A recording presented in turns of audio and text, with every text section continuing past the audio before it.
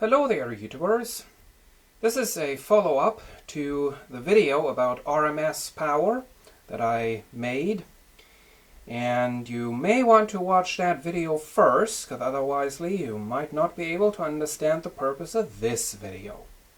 Anyway, in that last video about RMS power, we took a look at this amplifier right here, which uses a pair of TDA 2052 amplifier chips. We found out that one of these chips will put out around 16 watts into an 8 ohm load, and turned out that was around 5.5% off from what it said in the data sheet. That was all quite nice and quite interesting. However, the question that I asked myself while editing that video was, PMPO power, all those fantasy power ratings, how do we do that? Well, I looked around in the internet and I found a way, one of many, many possible ways I have to say, but I did find a way that apparently quite a few producers are using to gain those PMPO fantasy ratings. Now, what does PMPO mean? Well, according to Wikipedia, it means peak music power output or peak momentary performance output. Well, let's go ahead and see how many watts PMPO this little stereo amplifier will be able to put out once I have it finished. No advanced test equipment is going to be involved. All we have to do is to measure the off-load, that is important, the off-load voltage of our power supply. Total voltage, let's go ahead and do that. There we go. And we got 37.9 volts.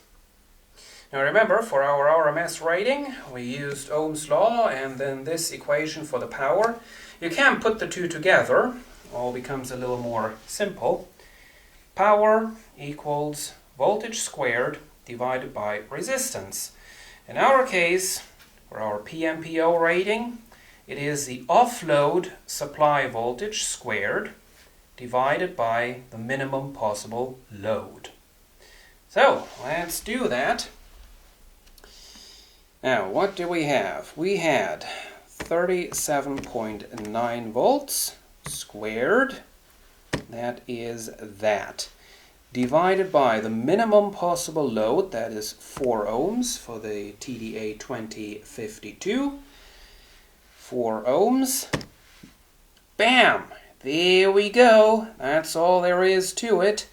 Now, of course, it's not a one-channel amplifier, it's a two-channel amplifier, so of course everything times 2, and there we have it, our little TDA 2052 stereo amplifier puts out a whopping 718.205 watts PMPO.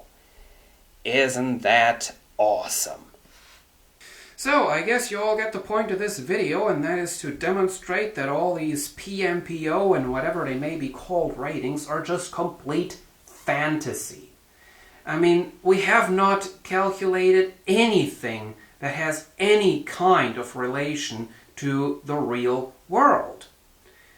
Obviously, what we've done has absolutely nothing to do with the process that is involved to determine the real power, the RMS power.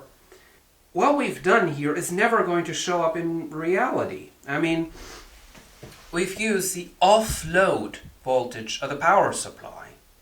That's the first thing. That is never going to happen in reality, because you're not going to run your amplifier with the power supply being off-load. It doesn't work. It is impossible. And even if it was loaded, therefore voltage would be a few volts lower. What we would have done is we would have calculated the power consumption of the power supply if we were going to hook our 4 ohm speaker straight up to it. And yeah, that is yet another thing that you're never ever going to do in real life.